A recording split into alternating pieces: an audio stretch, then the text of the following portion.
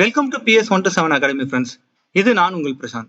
நாம் இந்த வீடியோவில் என்ன பார்க்க போறோம்னா, மனித உரிமைகள் மற்றும் இடஒதுக்கீடு, அதாவது ஹியூமன் ரைட்ஸ் அண்ட் ரிசர்வேஷன்.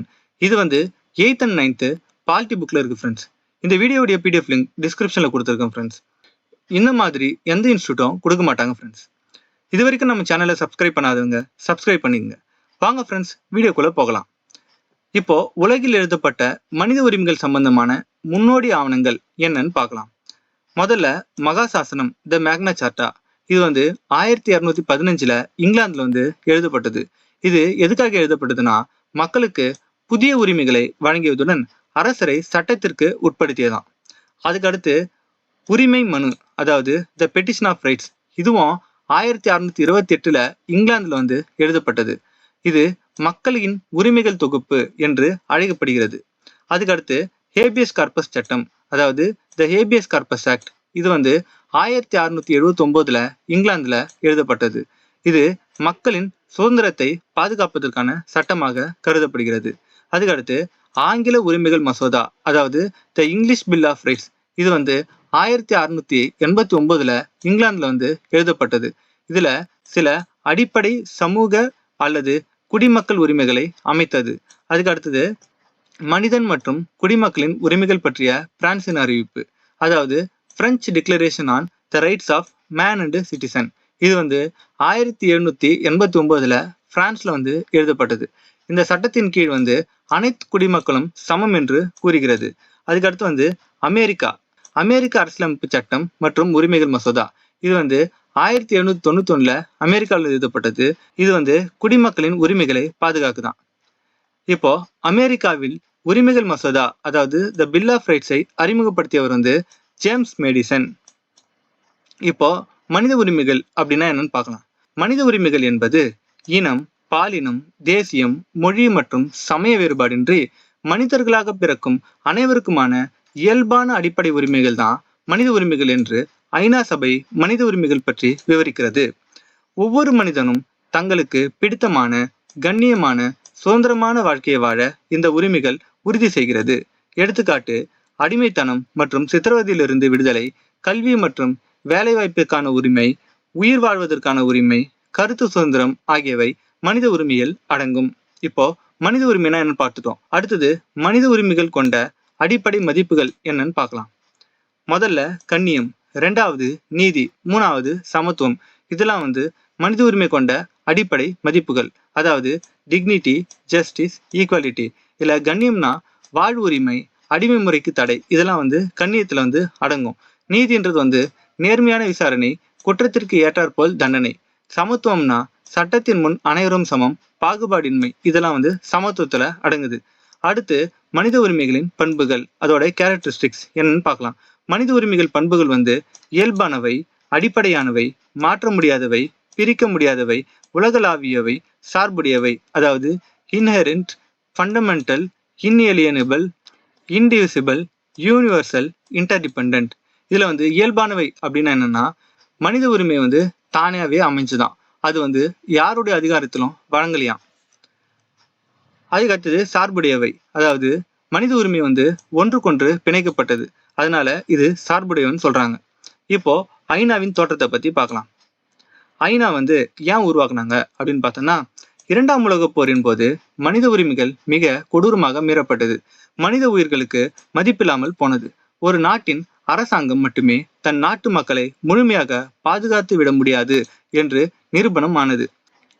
3ஆம் உலகப் போர் வராமல் தடுப்பதற்காகவும் இனிவரும் காலங்களில் யாருக்கும் உணவு, இருப்பிடம், சுதந்திரம் மற்றும் வாழ்வு உரிமை மறுக்கப்படக்கூடாது என்றும் உலக மக்கள் விரும்பினர். இதன் விளைவாக 1945 நடைபெற்ற சான் பிரான்சிஸ்கோ மாநாட்டில் ஐக்கிய நாடுகள் சபையின் சாசனம் உருவாக்கப்பட்டது. 24 அக்டோபர் 1945 ஐக்கிய நாடுகள் சபை தோற்றுவிக்கப்பட்டது. இதன் பின்னர் மனித உரிமைகளை பாதுகாப்பது ஐநா சபையின் முதன்மை நோக்கமாக மாறியது. சில ஃபேக்ட்ஸ் கொஸ்டின்ஸ் பார்க்கலாம். காந்தியடிகள் ஆப்பிரிக்காவில் எங்கிருந்து எங்கு சென்று கொண்டிருந்த போது முதல் வகுப்பில் செல்லக்கூடாது என்று ஓடும் ரயில் வண்டியில் இருந்து வெள்ளையர்களால் தள்ளிவிடப்பட்டார்னா, பிரிட்டோரியாவில் இருந்து பீட்டர் மரிஸ்பர்க், ஆண்டு 7 ஜூன் 1893. இப்போ நெல்சன் மண்டேலா பத்தி பார்க்கலாம். இன ஒதுக்கல், அதாவது அபார்த்தைடு காரணமாக தென்னாப்பிரிக்காவில் சிறுபான்மையினராக இருந்த வெள்ளையர்கள் பெரும்பான்மையினராக இருந்த கருப்பின மக்களை நிறத்தின் அடிப்படையில் பிரித்து மிக மோசமாக நடந்து கொண்டனர். மக்கள் எந்த பகுதியில் வாழ வேண்டும் என்பது அவர்களின் தோலி நிறத்தை வைத்தே தீர்மானிக்கப்பட்டது. அதனால நெல்சன் மண்டேலா இந்த இன ஒதுக்கல் கொள்கை முடிவுக்கு கொண்டு வர போராடியதால் சிறையில் அடைக்கப்பட்டார். அப்புறம் 1990ல FWD கிளார்க் என்றவர் 27 வருடங்களாக சிறையில் இருந்த நெல்சன் மண்டேலாவை உலக நாடுகள் அழுத்தத்தின் காரணமாக விடுதலை செய்தார். பிறகு மண்டேலா மற்றும் FWD கிளார்க் கடும் முயற்சியினால் தென்னாப்பிரிக்காவில் இன ஒதுக்கல் கொள்கை முடிவிற்கு வந்தது. 1994 தேர்தலில் மண்டேலா தலைமையிலான ஆப்பிரிக்க தேசிய காங்கிரஸ் கட்சி வெற்றி பெற்று அவர் தென்னாப்பிரிக்காவின் அதிபர் ஆனார். அவள்தான் மண்டேலாவை பத்தி பார்த்துட்டோம். அடுத்து சைரஸ் சிலிண்டர் கிமு 539 பத்தி பார்க்கலாம்.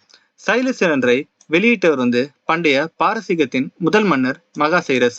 அவர் அடிமைகளை விடுவித்துவிட்டு மக்கள் அனைவரும் தங்கள் சொந்த மதத்தை தேர்ந்தெடுக்கும் உரிமை உள்ளது என்று அறிவித்தார். மகா சைரஸ் கூறியவையும் மற்றும் ஆணைகளையும் யூனிஃபார்ம் எழுத்துக்களில் அக்காடியன் மொழியில் சிலிண்டர் வடிவிலான சுட்ட களிமண்ணில் பதிவு செய்யப்பட்டது.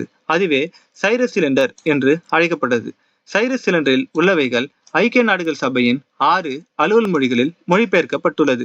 இதில் உள்ளவை மனித உரிமைகள் பிரகடனத்தின் முதல் 4 விதிகளுக்கு இணையாக கருதப்படுகிறது.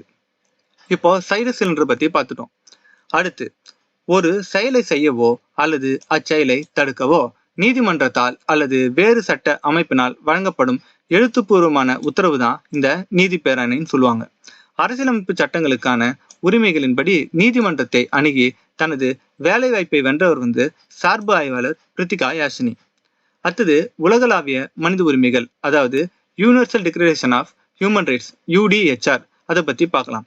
உலகளாவிய மனித உரிமைகள் பிரகடனம் எவ்வாறு கொண்டு வரப்பட்டது அப்படின்னு பார்த்தோம்னா, ஐநா சபை நிறுவிய பின்பு அதன் அங்கமான பொருளாதார மற்றும் சமூக மன்றம், அதாவது ECOSOC, economic and social council, மனித உரிமைகளுக்கான ஆணையத்தை அமைத்தது. அதனிடம் மனித உரிமைக்கான பிரகடனம் தயாரிக்கும் பணியை ஒப்படைத்தது. இவ்வாணையம் எலினார் ரூஸ்வெல்ட், அதாவது முன்னாள் அமெரிக்க அதிபர் பிராங்க்லின் டி ரூஸ்வெல்ட் மனைவி, அவரின் தலைமையின் கீழ் வழிநடத்தப்பட்டது. அவர் மனித உரிமைக்கான பிரகடனத்தை அனைவரும் ஏற்றுக்கொள்ளும் வகையில் முக்கிய பங்கு ஆற்றினார். இறுதியாக 10 டிசம்பர் 1948 பாரிஸில் நடந்த ஐநா பொதுசபை மாநாட்டில் பொதுசபை தீர்மானம் 217A படி உலகளாவிய மனித உரிமைகள் பிரகடனம் ஏற்றுக்கொள்ளப்பட்டது. பின்னர் 1950ஆம் ஆண்டு முதல் ஒவ்வொரு ஆண்டும் டிசம்பர் 10 மனித உரிமைகள் தினமாக அனுசரிக்கப்பட்டு வருகிறது. இது மனித உரிமைகளுக்கான ஒரு மைல்கல் என்றும் மனித உரிமைகளின் நவீன சர்வதேச மகா சாசனம் என்றும் அழைக்கப்படுகிறது. இதன் கொள்கை 185க்கு மேற்பட்ட நாடுகளின் அரசியலமைப்பில் சேர்க்கப்பட்டது. 500க்கும் மேற்பட்ட மொழிகளில் மொழிபெயர்க்கப்பட்டது. உலகில் அதிக மொழிபெயர்ப்பு கொண்ட ஆவணம் இதுவாகும். இது உலக மக்களின் சமத்துவத்தை உறுதி செய்கிறது. அடுத்தது, உலகளாவிய மனித உரிமைகளின் முகவரை, அதுல என்ன இருக்குன்னு பார்க்கலாம். மனிதர்கள் அனைவரும் சுதந்திரமாகவே பிறக்கின்றனர். அவர்கள் மதிப்பிலும் உரிமைகளிலும் சமமானவர்கள் ஆவார்கள். அறிவாற்றலையும் மனசாட்சியையும் ஏற்பண்பாக கொண்டவர்களாகவும் எல்லா மக்களிடையேயும் பொதுவான சகோதரத்துவத்தின் உணர்வை வளர்க்க கடமைப்பட்டவர்களும் ஆவார்கள் என்று கூறுகிறது. மனிதனின் அடிப்படை உரிமைகள் உலக அளவில் பாதுகாக்கப்பட வேண்டும் எனும் நோக்கம் கொண்ட முதல் பேரறிக்கை உலகளாவிய மனித உரிமைகள் பேரறிக்கை, அதாவது UDHR. அரசானது குறைந்தபட்ச உரிமைகளை வழங்க வேண்டும் என்றும் அது மேலும் அரசு வழிகாட்டி நெறிமுறைகளைப் போல செயல்படுத்தப்பட வேண்டும் என்றும் தெரிவிக்கிறது ஐநா மனித உரிமை பிரகடனம். அடுத்து, உலக மனித உரிமைகள் தினம் எப்போ கொண்டாடுறாங்கன்னா டிசம்பர் 10. அடுத்து, மனித உரிமைகளின் வகைகள் என்னன்னு பார்க்கலாம். மனித உரிமைகள் பற்றிய உலகளாவிய பேரறிக்கையில் 30 உறுப்புகளும் 5 முதன்மை பிரிவுகளும் உள்ளன. அவ்வைந்து முதன்மை பிரிவுகள் பற்றி இப்போ பார்க்கலாம். வாழ்வியல் அல்லது குடிமை உரிமைகள், அரசியல் உரிமைகள், சமூக உரிமைகள், பொருளாதார உரிமைகள், கலாச்சார அல்லது பண்பாட்டு உரிமைகள், அதாவது civil rights, political rights, social rights, economical rights, cultural rights. இதெல்லாம் மனித உரிமைகளின் 5 முதன்மை பிரிவுகள். இப்போ வாழ்வியல் அல்லது குடிமை உரிமைகள் பற்றி பார்க்கலாம். ஒவ்வொரு மனிதனுக்கும் இனம், தேசியம், நிறம், பாலினம், வயது, சமயம் போன்ற பாகுபாடுகளின்றி அரசின் சட்டத்தால் தரப்படும் உரிமைகள் தான் வாழ்வியல் அல்லது குடிமை உரிமை. அரசியல் உரிமைன்றது வந்து அரசாங்கம் அமைக்கவும் நிர்வாகம் செய்யவும் மக்கள் நேரடியாகவோ அல்லது மறைமுகமாகவோ பங்கெடுப்பதற்கான உரிமை தான் வந்து அரசியல் உரிமை. அடுத்து சமூக உரிமை. ஒரு சமூகத்தில் முழுமையாக பங்காற்ற தேவைப்படும் உரிமை வந்து சமூக உரிமை. அடுத்தது பொருளாதார உரிமை. ஒவ்வொரு மனிதனும் தனது தேவைகளை நிறைவேற்றக்கூடிய பொருளாதார நிலைக்கு உறுதியளிக்கும் உரிமை தான் வந்து இந்த பொருளாதார உரிமைகள். அடுத்து கலாச்சார அல்லது பண்பாட்டு உரிமைகள். அதாவது ஒவ்வொருவரும் சமத்துவம், கண்ணியம், பாகுபாடின்மை மூலம் தனது பண்பாட்டை கடைபிடிக்கும் உரிமைகளுக்காக உறுதியளிக்கும் உரிமை தான் வந்து இந்த கலாச்சார அல்லது பண்பாட்டு உரிமை. இப்போ மனித உரிமைகள் மற்றும் வாழ்வியல் உரிமைகளுக்கான வேறுபாடு பத்தி பார்க்கலாம். முதல்ல மனித உரிமைன்றது வந்து அனைவருக்குமான உரிமை. வாழ்வியல் உரிமைன்றது வந்து குடியுரிமை பெறுவதன் மூலம் ஒருவர் அனுபவிக்கும் உரிமை. இப்போ மனித உரிமையில வந்து அனைத்து மக்களுக்கும் அனைத்து நாடுகளுக்கும் உரியது. வாழ்வியல் உரிமைன்றது வந்து இது நாட்டிற்கு நாடு அல்லது அரசாங்கத்திற்கு அரசாங்கம் வேறுபடுகிறது. அரசியலமைப்பு சட்டத்துடன் தொடர்புடையது. அடுத்து மனித உரிமையில வந்து எந்த நாடும் தனிநபருக்கான மனித உரிமைகளை பறிக்க முடியாது. அடுத்தது வாழ்வியல் உரிமை வந்து தனிப்பட்ட நாடுகள் சிவில் உரிமைகள் மூலம் சுதந்திரங்களை வழங்கவோ அல்லது மறுக்கவோ முடியும். மனித உரிமையில வந்து மனித உரிமைகள் இயற்கையாக அமையப்பட்டவை. சிவில் உரிமை வந்து சிவில் உரிமை சமூகத்தினால் உருவாக்கப்பட்டது. இப்போ மனித உரிமைகள் மற்றும் சிவில் உரிமைகளோட டிஃபரன்ஸ் வந்து பார்த்தாச்சு. அடுத்து மூத்த குடிமக்கள் மற்றும் பெற்றோர் நலன்கள் பராமரிப்பு சட்டம், அதாவது the maintenance and welfare of parents and senior citizen act, அதாவது MWPSC ஆக்ட். இதை பத்தி பார்ப்போம். இது வந்து எந்த வருஷம் கொண்டாந்தாங்கன்னா 2007 கொண்டாந்தாங்க. இச்சட்டத்தின்படி பிள்ளைகள் அல்லது வாரிசுகள் தங்கள் பெற்றோர்களை பாதுகாப்பதும் பராமரிப்பதும் சட்டப்பூர்வ கடமையாக மாறுகிறது. முதுமை காலத்தில் பாதுகாப்பும் ஆதரவும் மனித உரிமைகளாக கருதப்படுகின்றது அப்படின்னு சொல்லிட்டு இந்த சட்டம் சொல்லுது. அடுத்து தகவல் தொழில்நுட்ப சட்டம், இன்ஃபர்மேஷன் டெக்னாலஜி ஆக்ட் வந்து 2000 கொண்டாந்தாங்க. மனித உரிமைகள் நிறுவனங்கள், அதாவது மனித உரிமைக்கான சில நிறுவனங்கள் வந்து இருக்குது. இவை அரசு சாரா நிறுவனங்கள். இவைகள் அரசாங்க நடவடிக்கைகளை கண்காணிப்பதுடன் மனித உரிமை கொள்கைகளின்படி செயல்படுமாறு வலியுறுத்துகின்றன. அடுத்து சில மனித உரிமைகள் நிறுவனங்களுக்கு எடுத்துக்காட்டுகள் வந்து பார்க்கலாம். Amnesty International, Children's Defense Fund, Human Rights Watch, இதெல்லாம் வந்து மனித உரிமை நிறுவனங்களுக்கு சில எடுத்துக்காட்டுகள். இப்போ தேசிய மனித உரிமைகள் ஆணையம், அதாவது National Human Rights Commission NHRC பத்தி பார்க்கலாம். இந்தியாவில் தேசிய மற்றும் மாநில மனித உரிமைகள் ஆணையம் அமைக்க காரணம், 1948 உலகளாவிய மனித உரிமைகள் பிரகடனம் உருவான போதே இந்தியா அதை கையெழுத்திட்டு ஏற்றுக்கொண்டது. 1950 இந்திய அரசியலமைப்பில் பகுதி 3 அடிப்படை உரிமைகள் மற்றும் பகுதி 4 அரசு நெறிமுறை கோட்பாடுகளில் இதை சேர்த்தது. எனினும் 1990களின் தொடக்கத்தில் ஜம்மு காஷ்மீர் போன்ற பகுதிகளில் இராணுவம் மற்றும் காவல்துறையினர் மனித உரிமை மீறல்களில் ஈடுபடுவதாக அமெரிக்கா போன்ற உலக நாடுகள் இந்தியாவின் மீது அழுத்தம் வைத்ததாலும் உள்நாட்டு அத்துமீறல்களை தன்னிச்சையாக விசாரிக்கவும் இந்திய அரசு தேசிய மற்றும் மாநில மனித உரிமைகள் ஆணையத்தை அமைத்தது. இப்போ தேசிய மனித உரிமைகள் ஆணையத்தின் தோற்றத்தை வந்து பற்றி பார்க்கலாம். இந்திய பாராளுமன்றத்தால் இயற்றப்பட்ட மனித உரிமைகள் பாதுகாப்பு சட்டம் 1993 பிரிவு 3 கீழ் 12 அக்டோபர் 1993 தேசிய மனித உரிமைகள் ஆணையம் அமைக்கப்பட்டது. இது அரசியலமைப்பு சாராத ஒரு சுதந்திரமான சட்டப்பூர்வமான தன்னாட்சி அமைப்பு ஆகும். தேசிய மனித உரிமைகள் ஆணையம் என்பது இந்தியாவில் மனித உரிமைகளை பாதுகாப்பதற்காகவும் மேம்படுத்துவதற்காகவும் பொறுப்பான ஒரு அமைப்பு. தேசிய மனித உரிமைகள் ஆணையத்தின் கட்டமைப்பு, அதோடைய கம்போசிஷன் எப்படி இருக்குன்னு பார்க்கலாம். முதல்ல அதோட தலைமையகம் வந்து புதுடெல்லியில வந்து இருக்குது. இதோட உறுப்பினர்கள் வந்து மனித உரிமைகள் பாதுகாப்பு திருத்த சட்டம் 2019க்கு முன் ஒரு தலைவர், 4 முழு நேர உறுப்பினர்கள், 4 நேரிணை அல்லது பகுதி நேர உறுப்பினர்கள் வந்து இருந்தாங்க. அதாவது தலைவர் வந்து ஓய்வு பெற்ற உச்சநீதிமன்ற தலைமை நீதிபதியா இருப்பாரு. முழு நேர உறுப்பினர்கள்ல வந்து ஒரு உச்சநீதிமன்ற நீதிபதி, அவர் வந்து தற்போதைய அல்லது ஓய்வா இருக்கலாம். அடுத்து ஒரு உயர்நீதிமன்ற நீதிபதி, இவர் வந்து தற்போதைய அல்லது ஓய்வா இருக்கலாம். 2 மனித உரிமைகள் தொடர்பான அனுபவம் வந்து பெற்றவர்கள், இவங்கெல்லாம் வந்து முழு நேர உறுப்பினர்கள். நேரிணை அல்லது பகுதி நேர உறுப்பினர்கள் வந்து தேசிய ஆணையத்தின் தலைவர்களா இருப்பாங்க. அதாவது ஒரு சிறுபான்மையினருக்கான தேசிய ஆணையம், ஒரு பட்டியல் சமூகத்திற்கான தேசிய ஆணையம், ஒரு பழங்குடியினருக்கான தேசிய ஆணையம், ஒரு பெண்களுக்கான தேசிய ஆணையம், இவங்களுடைய தலைவர்கள் தான் வந்து நேரிணை அல்லது பகுதி நேர உறுப்பினர்களா இருப்பாங்க. அடுத்து மனித உரிமைகள் பாதுகாப்பு திருத்த சட்டம் 2019க்கு பின், அதாவது தற்போது இதுல ஒரு தலைவர், 5 முழு நேர உறுப்பினர்கள், 7 நேரிணை அல்லது பகுதி நேர உறுப்பினர்கள் இருக்காங்களாம். இப்போ தலைவர் மற்றும் உறுப்பினர்கள் நியமனம் மற்றும் பதவி காலத்தை பார்க்கலாம். குடியரசுத் தலைவர் தேசிய மனித உரிமை ஆணையத்தின் தலைவர் மற்றும் உறுப்பினர்களை நியமிக்கிறார் மற்றும் நீக்குகிறார். இவர் தான் நியமிப்பாரு, இவர் தான் நீக்குவாராம். இவர்கள் பதவிக்காலம் 5 ஆண்டுகள் அல்லது 70 வயது வரை. இதில் எது முன்னதாக முடிகிறதோ அதுவரை பதவியில் நீட்டிப்பார். ஆனா 2019 திருத்த சட்டத்துக்கு பின்னாடி இதோட பதவிக்காலம் 3 ஆண்டுகள் அல்லது 70 வயது வரை அப்படின்னு சொல்றாங்க. இதுல உறுப்பினர் மற்றும் தலைவருக்கு மறு நியமனம் உண்டாம். இப்போ தேசிய மனித உரிமை ஆணையத்தின் பிரிவுகள் பத்தி பார்க்கலாம்.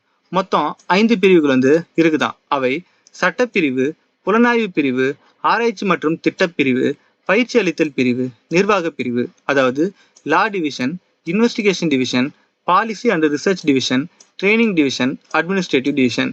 இதெல்லாம் மனித உரிமைகள் ஆணையத்துல இருக்கிற பிரிவுகள். தேசிய மற்றும் மாநில மனித உரிமைகள் ஆணையத்தின் நோக்கம் மற்றும் பணிகள் என்னன்னு பார்க்கலாம். நோக்கம்: தேசிய மற்றும் மாநில மனித உரிமைகள் ஆணையம் இந்திய அரசியலமைப்பு சட்டத்தால் உத்தரவாதம் அளிக்கப்பட்ட அல்லது சர்வதேச உடன்படிக்கைகளில் சேர்க்கப்பட்ட ஒரு தனி மனிதனின் வாழ்வு, சுதந்திரம், சமத்துவம் மற்றும் கண்ணியம் சார்ந்த மனித உரிமைகளை பாதுகாப்பதையும் மற்றும் மேம்படுத்துவதையும் நோக்கமாக கொண்டது. இதோடைய பணிகள்: இப்போ NHRCக்கும் SHRCக்கும் இருக்கிற ஒற்றுமை பணிகள் முதல்ல என்னன்னு பார்த்துடலாம். 2 ஆணையங்களுமே யாருக்கேனும் மனித உரிமைகள் மீறல் நடந்தாலோ அல்லது அத்தகைய மீறல் குறித்து நடவடிக்கை எடுக்க அரசு ஊழியர்கள் அலட்சியம் காட்டினாலோ அவற்றின் மீது விசாரணை நடத்தி தீர்ப்பளிக்கும். 2 ஆணையங்களும் வழக்குகளை விசாரிக்கும் போது ஒரு உரிமையியல் நீதிமன்றத்திற்கு இணையான அதிகாரம் உண்டு. எனவே இவை தொடுக்கப்படும் வழக்குகள் அல்லது தானாக முன்வந்து, அதாவது செய்தித்தாள் ஊடகம் மூலம் வழக்கு தொடுத்து விசாரித்து தீர்ப்பளிக்கும். அடுத்து நீதிமன்றத்தில் நிலுவையில் உள்ள மனித உரிமைகள் மீறல் தொடர்பான வழக்குகளிலும் இவை தங்களை இணைத்து கொண்டு விசாரணை நடத்தும். மனித உரிமைகளை இன்னும் சிறப்பாக பாதுகாப்பது குறித்து ஆராய்ச்சிகள் மேற்கொண்டு சமூகத்தின் பல்வேறு பிரிவினர்களுக்கிடையே மனித உரிமை கல்வியை பரப்பும். மனித உரிமை துறையில் பணியாற்றும் அரசு சாரா அமைப்புகள் மற்றும் பலதரப்பு நிறுவனங்களின் முயற்சிகளை ஊக்குவிக்கும். 2 ஆணையங்களுமே மனித உரிமை மீறலில் ஈடுபட்டவர்களை தண்டிக்கும் அதிகாரம் நேரடியாக கிடையாது. பாதிக்கப்பட்டவர்களுக்கு இழப்பீடுகளை வழங்க அரசுக்கு பரிந்துரைகளை மட்டுமே வழங்க முடியும். இப்போ இதோட பணிகள்ல வேற்றுமைகள், அதாவது NHRCக்கும் SHRCக்கும் இருக்கிற வேற்றுமையை பத்தி பார்க்கலாம். தேசிய மனித உரிமைகள் ஆணையம் இந்தியா முழுவதும் நடக்கும் மனித உரிமை மீறல்களை விசாரிக்கும். மாநில மனித உரிமைகள் ஆணையம் மாநிலம் முழுவதும் நடக்கும் மனித உரிமைகள் மீறல்களை விசாரிக்கும். தேசிய மனித உரிமைகள் ஆணையம் இந்திய அரசியலமைப்பில் 7வது அட்டவணையில் உள்ள மத்திய பட்டியல் மற்றும் பொதுப்பட்டியல் கீழ் உள்ள துறைகள் தொடர்பான மனித உரிமைகள் மீறல்களை விசாரிக்கும். மாநில மனித உரிமை ஆணையம் அதே 7வது அட்டவணையில் மாநில பட்டியல் மற்றும் பொதுப்பட்டியல் கீழ் உள்ள துறைகள் தொடர்பான மனித உரிமை மீறல்களை விசாரிக்கும். தேசிய மனித உரிமைகள் ஆணையம் மாநில மனித உரிமைகள் ஆணையத்தின் வழக்குகளை எடுத்து விசாரிக்கலாம். தேசிய மனித உரிமைகள் ஆணையம் விசாரித்து வரும் வழக்குகளை மாநில மனித உரிமை ஆணையம் விசாரிக்க இயலாது. தேசிய மனித உரிமைகள் ஆணையம் தனது ஆண்டு அறிக்கையை மத்திய அரசிடம் சமர்ப்பிக்கும். மாநில மனித உரிமைகள் ஆணையம் தனது ஆண்டு அறிக்கையை மாநில அரசிடம் சமர்ப்பிக்கும். இப்போ தேசிய மற்றும் மாநில மனித உரிமைகள் ஆணையத்துடைய நோக்கம் மற்றும் பணிகளை மொத்தமா பார்த்துட்டோம். அடுத்து மாநில மனித உரிமைகள் ஆணையத்தை மட்டும் பார்த்துடலாம். அதாவது State Human Rights Commission SHRC. மாநில மனித உரிமைகள் ஆணையத்தின் தோற்றம்: இந்திய பாராளுமன்றத்தால் இயற்றப்பட்ட மனித உரிமைகள் பாதுகாப்பு சட்டம் 1993 பிரிவு 21 கீழ் இந்தியாவில் ஒவ்வொரு மாநிலத்திலும் ஒரு மாநில மனித உரிமைகள் ஆணையம் அமைக்கப்பட்டது. அதன்படி 1994 மேற்கு வங்கம் முதல் மாநிலமாக மனித உரிமைகள் ஆணையத்தை அமைத்தது. 17 ஏப்ரல் 1997 தான் தமிழ்நாட்டில் மாநில மனித உரிமைகள் ஆணையம் அமைக்கப்பட்டது. இப்போ மாநில மனித உரிமைகள் ஆணையம் என்ன அப்படின்னு பார்க்கலாம். மாநிலங்களுக்குள் மனித உரிமைகளை பாதுகாப்பதற்கும் மேம்படுத்துவதற்குமான பொறுப்பான அமைப்பு தான் இந்த மாநில மனித உரிமைகள் ஆணையம். மாநில மனித உரிமைகள் ஆணையத்தின் கட்டமைப்பு, அதோடைய கம்போசிஷன் என்னன்னு பார்க்கலாம். இதோட தலைமையகம் அந்தந்த மாநிலத்தின் தலைநகர்ல இருக்குது. தமிழகத்துல சென்னை கிரீன்வேஸ் ரோட்டில் இதன் தலைமையகம் அமைந்துள்ளது. இதோட உறுப்பினர்கள் பார்த்தோம்னா ஒரு தலைவர் மற்றும் 2 உறுப்பினர்கள் இருப்பாங்க. இதில் தலைவர் ஓய்வு பெற்ற உயர்நீதிமன்ற தலைமை நீதிபதி அல்லது ஏதேனும் நீதிபதி. இதோட உறுப்பினர் பார்த்தோன்னா ஒரு உயர்நீதிமன்ற நீதிபதி. அவர் தற்போதைய அல்லது ஓய்வு பெற்றவரா இருக்கலாம். இல்லைன்னா 7 ஆண்டு காலம் அனுபவம் பெற்ற மாவட்ட நீதிபதியா இருக்கலாம். அடுத்து ஒரு மனித உரிமைகள் தொடர்பான அனுபவம் பெற்ற ஒருவர் இதுல உறுப்பினரா இருப்பாரு. அதாவது ஒரு தலைவர் 2 உறுப்பினர். தலைவர் மற்றும் உறுப்பினர்கள் நியமனம் மற்றும் பதவி காலத்தை பத்தி பார்க்கலாம். முதல்ல ஆளுநர். இவர் மாநில மனித உரிமைகள் ஆணையத்தின் தலைவர் மற்றும் உறுப்பினர்களை நியமிக்கிறார். குடியரசுத் தலைவர் இவங்க நீக்கிறதுக்கு அதிகாரம் கொண்டவர். ஆனா தேசிய மனித உரிமை ஆணையத்துல நியமிக்கிறவரும் நீக்குபவரும் குடியரசுத் தலைவர். இவங்களுடைய பதவி காலம் 5 ஆண்டுகள் அல்லது 70 வயது வரை. இதில் எது முன்னதாக முடிகிறதோ அதுவரை பதவியில் நீட்டிப்பார். ஆனா 2019 திருத்த சட்டத்துக்கு பின்னாடி இவங்களுடைய பதவி காலம் 3 ஆண்டுகள் அல்லது 70 வயது வரைன்னு சொல்றாங்க. இவங்களுக்கு மறு நியமனம் உண்டாம். இப்போ குழந்தைகளுக்கான உரிமை, சைல்ட் ரைட்ஸ் பத்தி பார்க்கலாம். குழந்தைகள் என்பவர்கள் யாருன்னு பார்த்தோம்னா ஒரு நாட்டின் முக்கிய தேசிய சொத்து தான் இந்த குழந்தைகள். ஐநா சபை 18 வயதுக்கு உட்பட்டவர்கள் அனைவரையும் குழந்தைகள் என வரையறுத்தது. ஐநா சபையின் குழந்தைகளுக்கான உரிமைகள் பிரகடனம் 1989 பத்தி இப்போ பார்க்கலாம். உலகளாவிய மனித உரிமைகள் பிரகடனத்தின் பிரிவு 25 குழந்தை பருவத்திற்கு சிறப்பு கவனம் தேவை என்றது. அதன்படி 20 நவம்பர் 1989 நியூயார்க் நகரில் குழந்தைகள் உரிமை பிரகடனம் ஏற்றுக்கொள்ளப்பட்டது. குழந்தைகள் உரிமை பிரகடனம் 1989 பிரிவு 1 படி 18 வயதுக்கு உட்பட்டவர்கள் அனைவரையும் குழந்தைகள் என்று வரையறுத்தது. அடுத்து உறுதி செய்யப்பட வேண்டிய குழந்தைகளுக்கான உரிமைகள் பத்தி பார்க்கலாம். மொத்தம் 7 உரிமைகள் இருக்குதான். வாழ்வதற்கான உரிமை, குடும்ப சூழலுக்கான உரிமை, கல்விக்கான உரிமை, சமூக பாதுகாப்பிற்கான உரிமை, பாலியல் தொல்லைகளுக்கு எதிரான உரிமை, குழந்தைகள் விற்பது அல்லது கடத்தலுக்கு எதிரான உரிமை, குழந்தைகள் உழைப்பு முறை போன்ற சுரண்டலுக்கு எதிரான உரிமை. அதாவது right to life, right to family environment, right to education, right to social security, right against sexual exploitation, right against sale or trafficking, right against other forms of exploitation like child labour. இப்போ ஒவ்வொன்றத்தையும் பார்த்துட்டு வரலாம். வாழ்வதற்கான உரிமை. குழந்தைகள் பிறப்பதற்கு முன்பே வாழ்வதற்கான உரிமை பெறுகின்றனர். குடும்ப சூழலுக்கான உரிமை. குழந்தைகளுக்கு நல்ல குடும்ப சூழ்நிலையில் குழந்தை பருவத்தை கழிக்க உரிமை உண்டு. ஆதரவற்ற கைவிடப்பட்ட அனாதை குழந்தைகளுக்கும் இந்த உரிமையை அரசு செய்து தர வேண்டும். கல்விக்கான உரிமை. கல்வி உரிமை சட்டம் 2009 படி குழந்தைகள் அனைவரும் தொடக்க கல்வி பயில உரிமை உண்டு. சமூக பாதுகாப்பிற்கான உரிமை. பெற்றோர் அல்லது பாதுகாவலர்கள் உடல்நலக்குறைவு, மாற்றுத்திறன், வயது முதிர்வு காரணமாக குழந்தைகளுக்கு நல்ல வாழ்க்கை தரத்தை வழங்க முடியாத போது அக்குழந்தைகள் அரசிடமிருந்து நிதி உதவி பெற உரிமை உண்டு. பாலியல் தொல்லைகளுக்கு எதிரான உரிமை. 3.4% அளவுக்கு அதிகமான குறைபாடுடைய குழந்தைகள் சாதாரண குழந்தைகளை விட பாலியல் வன்கொடுமைகளுக்கு உள்ளாகின்றனர் என்று சர்வதேச ஆய்வறிக்கை கூறுகிறது. அடுத்து குழந்தைகளுக்காக போடப்பட்ட சில சட்டங்கள் பத்தி பார்க்கலாம். கல்வி உரிமை சட்டம், அதாவது right to education act 2009. POCSO சட்டம் 2012. குழந்தை தொழிலாளர் தடை மற்றும் சீரமைப்பு சட்டம், அதாவது the child labour prohibition and regulation act, இது 1986. சீரார் நீதி சட்டம், ஜுனைல் ஜஸ்டிஸ் ஆக்ட் 2000. இதெல்லாம் குழந்தைகளுக்காக போடப்பட்ட சில சட்டங்கள். இப்போ ஒன்னொன்னுத்தையா பார்த்துன்னு வரலாம். இலவச மற்றும் கட்டாய கல்வி உரிமை சட்டம் 2009. இச்சட்டம் அரசியலமைப்பு ஆர்டிகல் 21A படி 6 முதல் 14 வயதுக்குட்பட்ட குழந்தைகளுக்கு இலவச மற்றும் கட்டாய கல்வி அளிக்க அரசு வழிவகை செய்கிறது. அதுக்கடுத்து போக்சோ சட்டம், protection of children from sexual offence act, அதாவது பாலியல் குற்றங்களில் இருந்து குழந்தைகளை பாதுகாக்கும் சட்டம் 2012. இது என்ன சொல்லுதுன்னா, இச்சட்டம் 12 வயதுக்குரியவர்களை குழந்தைகள் என வரையறுத்துள்ளது. நம்பிக்கைக்குரியவர் எவர் குழந்தை மீது பாலியல் வன்கொடுமை செய்ய முற்படுகிறாரோ அல்லது செய்கிறாரோ அவர் மீது இச்சட்டம் தீவிரமாக பாய வழிவகை செய்துள்ளது. இச்சட்டத்தின்படி பாதிக்கப்பட்ட குழந்தையை அடிக்கடி சாட்சி சொல்ல அழைக்கக்கூடாது. குழந்தை என்ன வாக்கு மூலம் அளிக்கிறதோ அதை அவ்வாறே பதிவு செய்ய வேண்டும். அடுத்து ஏப்ரல் 2018 கொண்டு வரப்பட்ட குற்றவியல் திருத்த சட்டத்தின்படி 12 வயதுக்குட்பட்ட பெண் குழந்தையை பாலியல் வன்கொடுமை செய்தவருக்கு மரண தண்டனை விதிக்கிறது.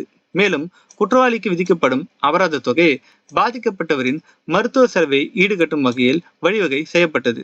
இப்போ குழந்தை தொழிலாளர் தடை மற்றும் சீரமைப்பு சட்டம், அதாவது the child labour prohibition and regulation act 1986. இது என்ன சொல்லுதுன்னா 15 வயது பூர்த்தியாகாத குழந்தைகளை வேலைக்கு அமர்த்த தடை செய்கிறது. இப்போ சீரார் நீதி சட்டம், அதாவது ஜுனைல் ஜஸ்டிஸ் ஆக்ட் 2000 என்ன சொல்லுதுன்னா குற்ற வழக்குகளில் ஈடுபட்ட போதுமான கவனிப்பு இல்லாமல் இருக்கும் குழந்தைகளை நட்பு ரீதியில் அணுகி அவர்களை சீர்திருத்த முயற்சி மேற்கொள்கிறது. இது அக்குழந்தைகளை பராமரித்தல் மற்றும் பாதுகாத்தல் பணியையும் மேற்கொள்கிறது. இப்போ குழந்தைகளுக்கான இலவச உதவி எண் பத்தி பார்க்கலாம். இதோடைய உதவி எண் 1098. இது இந்தியாவின் முதல் 24 மணி நேர கட்டணமில்லா அவசர தொலைத்தொடர்பு சேவையாகும். இது குழந்தை தொழிலாளர், குழந்தை திருமணம், குழந்தை வன்கொடுமை ஆகியவற்றின் மீது சிறப்பு கவனம் செலுத்துகிறது. அடுத்து பச்பன் பச்சாவ் ஆந்தோலன், அதாவது இளமையை காப்பாற்று இயக்கத்தை பத்தி பார்க்கலாம். இது 1980 தொடங்கப்பட்டது. இது ஒரு குழந்தைகள் உரிமை பாதுகாப்பு அமைப்பு. இதன் நிறுவனர் கைலாஷ் சத்யார்த்தி. இந்த அமைப்பு குழந்தை தொழிலாளர், கொத்தடிமை, கடத்தல் போன்ற குழந்தைகளுக்கு எதிரான குற்றங்களிலிருந்து பாதுகாக்கிறது. கைலாஷ் சத்யார்த்தியாலும் குழு உறுப்பினர்களாலும் இந்த அமைப்பு சுமார் 86,000க்கும் அதிகமான குழந்தைகளை மீட்டுள்ளது. 1998 கைலாஷ் சத்யார்த்தி உலக மக்களின் கவனத்தை குழந்தை உழைப்பு முறை மீது திசை திருப்ப 80,000 கிலோமீட்டர் நீளம் உலகளாவிய அணிவகுப்பை முன்னின்று நடத்தினார். இதனால 2014 கைலாஷ் சத்யார்த்தி மற்றும் மலாலா யூசப்சாய் இருவருக்கும் அமைதிக்கான நோபல் பரிசு கிடைத்தது. அடுத்து காவலன் SOS ஆப் பத்தி பார்க்கலாம். பெண்கள் மட்டுமின்றி சிக்கலான அல்லது நெருக்கடியான சூழலில் இருக்கும் அனைவருக்கும் மாநில காவல் கட்டுப்பாட்டு அறையினை இச்செயலி உதவியோடு எளிதாகவும் நேரடியாகவும் தொடர்பு கொள்ள தமிழ்நாடு அரசால் அறிமுகப்படுத்தப்பட்டது. சில ஃபேக்ட்ஸ் கொஸ்டின்ஸ் பார்க்கலாம். சர்வதேச பெண்கள் ஆண்டு 1978. சர்வதேச குழந்தைகள் ஆண்டு 1979. அடுத்து ஆர்டிகல் 39F என்ன சொல்லுதுன்னா ஆரோக்கியமான குழந்தைகள் வளர வழிவகை செய்கிறது. ஆர்டிகல் 24 என்ன சொல்லுதுன்னா 14 வயதுக்கு உட்பட்ட சிறார்களை தொழிற்சாலைகள், சுரங்கங்கள் அல்லது உடலுக்கு தீங்கு விளைவிக்கக்கூடிய எத்தொழிலும் ஈடுபட வைப்பதை தடை செய்கிறது. அடுத்து ஆர்டிகல் 45 என்ன சொல்லுதுன்னா 6 வயதுக்கு உட்பட்ட குழந்தைகளுக்கு ஆரம்பகால குழந்தை பராமரிப்பு மற்றும் கல்வியை வழங்க வழிவகை செய்கிறது. அடுத்து இடஒதுக்கீடு, அதாவது ரிசர்வேஷன் பத்தி பார்க்கலாம். தற்போது தமிழ்நாட்டில் பின்பற்றப்படும் இடஒதுக்கீட்டு முறை எத்தனை பர்சன்டேஜ்னா 69%. அதாவது பிசி 26.5%, பிசிஎம் 3.5%, எம்பிசி அல்லது டிஎன்சி 20%, எஸ்சி 18%, எஸ்டி 1%, மொத்தமா கூட்டினா 69%.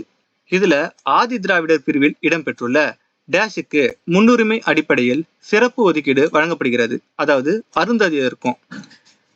பெண்களுக்கு இடஒதுக்கீடு 30%, மாற்றுத்திறனாளிகளுக்கு இடஒதுக்கீடு 4%. இது முன்னுரிமை அடிப்படையில் ஒவ்வொரு பிரிவின் கீழ் இடஒதுக்கீடு வழங்கப்படுகிறது.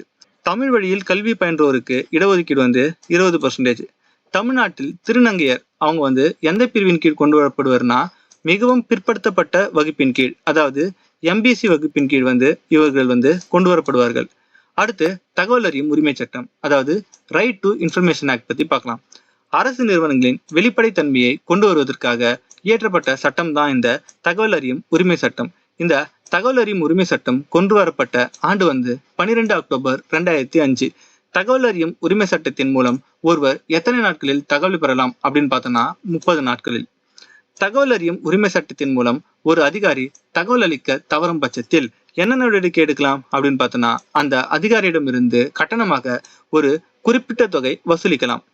30 நாட்களுக்குள் ஒருவர் பதில் பெறவில்லை எனில் என்ன செய்யலாம்னு பார்த்தோம்னா விண்ணப்பத்தை மேல்முறையீட்டுக்கு அனுப்பலாம். படிக்க தெரியாதவர்கள் தகவல் பெற யார் உதவி செய்ய வேண்டும்னா பொது தகவல் அலுவலர். அடுத்து தகவல் அறியும் உரிமை சட்டத்தை கொண்டு வர காரணமான செயல்பாட்டாளர்கள் பத்தி பார்க்கலாம். அவங்க யாருன்னா அருணா ராய் மற்றும் நிகில் தேவ். தகவல் அறியும் உரிமை சட்டத்தின் மூலம் ஒருவர் எந்த தகவலை பெறலாம் அப்படின்னு பார்த்தோம்னா அரசு ஆவணங்கள், கோப்புகள், அறிக்கைகள், தாள்கள் மற்றும் தனிப்பட்ட ஒருவரின் தகவல்களை பெறலாம். தகவல் அறியும் உரிமை சட்டத்தின் மூலம் ஒருவர் எந்த தகவலை பெற இயலாது அப்படின்னு பார்த்தோம்னா நாட்டின் பாதுகாப்பு, BSF, CRPF, இன்டெலிஜென்ஸ் பியூரோ இவங்களுடைய தகவல்களை பெற இயலாது. ஒருவர் எவ்வாறு தகவல் அறியும் உரிமை சட்டத்தின் மூலம் தகவல் பெறலாம் அப்படின்னு பார்த்தோம்னா, விண்ணப்பத்தில் முழு பெயர், முகவரி எழுதி கையெழுத்திட்டு தேதியுடன் பதிவு தபாலினை குறிப்பிட்ட அலுவலகத்திற்கு அனுப்ப வேண்டும். அவள்தான். இப்போ தகவல் அறியும் உரிமை சட்டத்தை பத்தி பார்த்துட்டோம். அடுத்து தொழிலாளர் உரிமை, அதாவது லேபர் ரைட்ஸ் பத்தி பார்க்கலாம். ஆர்டிகல் 39D என்ன சொல்றதுன்னா, இரு பாலினத்தவருக்கும் சம வேலைக்கு சம ஊதியம் என்பதை பற்றி கூறுகிறது. ஒரு மனிதனுடைய உரிமை அச்சுறுத்தப்படும் போது ஒவ்வொரு மனிதனுடைய உரிமையும் குறைக்கப்படுகிறது என்று கூறியவர் ஜான் எஃப் கென்னடி. கேரள அரசு வணிக நிறுவன சட்டம், அதாவது shops and commercial establishment act Kerala, இது வந்து எப்போ கொண்டாந்தாங்கன்னா ஜூலை 2018. எதுக்காக கொண்டாந்தாங்க அப்படின்னு பார்த்தோம்னா, கேரளாவில் வணிக வளாகங்களில் வேலை செய்யும் பெண்கள் ஒரு நாளில் குறைந்தது 12 மணி முதல் 14 மணி வரை நாளைக்கு இருமுறை 5 நிமிடம் மட்டுமே ஓய்வு. அதாவது இவங்க வந்து நின்று கொண்டே வேலை செய்ய வேண்டி இருந்தது. இதற்காக பெண்கள் நீண்ட காலம் குரல் கொடுத்தனர். இதனை ஏற்று அரசு அவர்களுக்கு அமரும் உரிமையை அளித்தது. இதுதான் வந்து கேரள அரசு வணிக நிறுவன சட்டம் 2018. இப்போ தொழிலாளர் நலனில் அம்பேத்கரின் பங்களிப்பு பத்தி பார்க்கலாம். தொழிற்சாலைகளில் வேலை 8 மணி நேரமாக குறைப்பு, தொழிற்சங்கங்களுக்கு கட்டாய அங்கீகாரம், இந்தியாவில் வேலைவாய்ப்பு அலுவலகங்கள் அமைத்தல், தொழிலாளர் காப்பீட்டு கழகம் அமைத்தல், தொழிலாளர்களுக்கான குறைந்தபட்ச ஊதியம் நிர்ணயம் செய்தல், நிலக்கரி மற்றும் மைக்கா சுரங்கத்தின் வருங்கால வைப்பு நிதி வைத்தல். இதெல்லாம் வந்து தொழிலாளர் நலனில் அம்பேத்கரோட பங்களிப்பு. அவ்வளவுதான் ஃப்ரெண்ட்ஸ், நாம மனித உரிமைகள் மற்றும் இடஒதுக்கீடு என்ற யூனிட்டை ஒரே வீடியோவில் முடிச்சிட்டோம்.